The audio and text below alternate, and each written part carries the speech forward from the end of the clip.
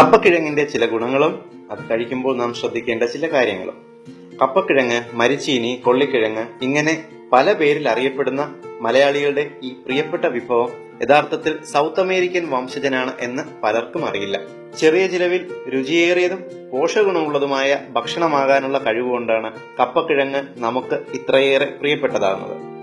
നമ്മുടെ ഭക്ഷണക്രമത്തിൽ കപ്പക്കിഴങ്ങ് ഉൾപ്പെടുത്തണം എന്നാണ് എത്നിക് ഹെൽത്ത് കോഡ് നിങ്ങളോട് സജസ്റ്റ് ചെയ്യുന്നത്. ഇതിന്റെ പ്രധാന ഗുണങ്ങൾ എന്തൊക്കെയെന്ന് നോക്കാം. ഏറ്റവും കൂടുതൽ കാർബോഹൈഡ്രേറ്റും പ്രോട്ടീനും കാൽഷ്യവും നിറഞ്ഞ ഭക്ഷണമാണിത്. രോഗപ്രതിരോധ ശേഷി വർദ്ധിപ്പിക്കുന്നു, ഹൃദ്രോഗത്തെ ചെറുക്കുന്നു, കോശങ്ങളിലെ DNA കേടുപാടുകൾ പരിഹരിക്കുന്നതിലൂടെ പ്രായാധിക്യം ചെറുക്കുന്നു, ക്യാൻസറിനെ തടയുന്നു.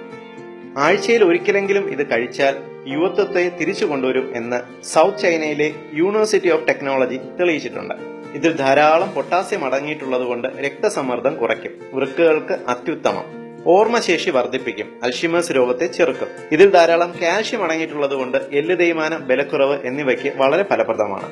കപ്പ കഴിച്ചാൽ പ്രമേഹ രോഗം കൂടുമെന്ന വിശ്വാസം പൊതുവെ മലയാളികൾക്കുണ്ട്. എന്നാൽ അറിയുക, ധാരാളം ഫൈബർ അടങ്ങിയിട്ടുള്ളതിനാൽ ഇത് പ്രമേഹ രോഗികൾക്ക് കഴിക്കാവുന്ന ഭക്ഷണമാണ്. 2006 ആഫ്രിക്കയിൽ നടത്തിയ പഠനത്തിൽ പതിവായി കപ്പ കഴിക്കുന്നവരിൽ പ്രമേഹ രോഗത്തിന്റെ തോത് കപ്പ കഴിക്കാത്തവരെ അപേക്ഷിച്ച് വളരെ കുറവാണ് എന്ന് കണ്ടെത്തുകയുണ്ടായി. നാം ദിവസവും കഴിക്കുന്ന തവിടില്ലാത്ത വെള്ളയരി ഉപയോഗിച്ചുള്ള ഇഡ്ഡലിയും ദോശയും ചോറുമെല്ലാം ഉപയോഗിക്കുന്നതിനേക്കാൾ വളരെ സുരക്ഷിതമാണ് കപ്പ എന്ന് തിരിച്ചറിയുക. നിങ്ങൾക്ക് മൈഗ്രെയിൻ തലവേദനയുണ്ടോ എങ്കിൽ കപ്പ കഴിക്കുക, തലവേദനയ്ക്ക് ആശ്വാസം ലഭിക്കുന്നതാണ്. ജന്നി അഥവാ ഫിറ്റ്സ് രോഗത്തിന് വളരെ ഫലപ്രദമായ ഭക്ഷണമാണിത്. മുടിപൊഴിച്ചിൽ, പ്രത്യേകിച്ച് തലയോട്ടിയിലെ ഫംഗസ് ബാധ ചെറുക്കാൻ ഇത് വളരെ ഫലപ്രദമാണ്. ഇനി കപ്പക്കിഴങ്ങ് കഴിക്കുമ്പോൾ ശ്രദ്ധിക്കേണ്ട ചില കാര്യങ്ങൾ കൂടിയുണ്ട്. കപ്പക്കിഴങ്ങിൽ ഹൈഡ്രജൻ സയനൈഡ് എന്ന ഒരു വിഷ സംയുക്തമുണ്ട്. കപ്പക്കിഴങ്ങ് വെള്ളത്തിൽ തിളപ്പിക്കുമ്പോൾ ഈ രാസവസ്തു ഏതാണ്ട് 90% വെള്ളത്തിൽ അലിഞ്ഞു പോകുന്നു. പക്ഷേ ബാക്കി 10% അതിൽ തന്നെ ഉണ്ടാകും.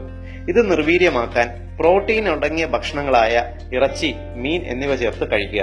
നിങ്ങൾ വെജിറ്റേറിയൻ ആണെങ്കിൽ കപ്പയോടൊപ്പം പയറോ ബീൻസോ കടലയോ കറിവെച്ച് ഉപയോഗിക്കുക. ഈ പ്രോട്ടീൻ ഭക്ഷണത്തിലെ നൈട്രൈറ്റുകൾ കപ്പക്കിഴങ്ങിലെ രാസവസ്തുവിനെ നിർവീര്യമാക്കും. മലയാളികളുടെ ഇപ്പോഴത്തെ ഒരു പ്രധാന ദുശീലമാണ് കപ്പ ചിപ്സ്. ഇത് കഴിവതും ഒഴിവാക്കുക. കാരണം കപ്പ ചിപ്സ് പതിവായി കഴിക്കുന്നവരിൽ കൊളസ്ട്രോളും ട്രൈഗ്ലിസറൈഡും കൂടുന്നതായി പഠനങ്ങൾ തെളിയിച്ചിട്ടുണ്ട്.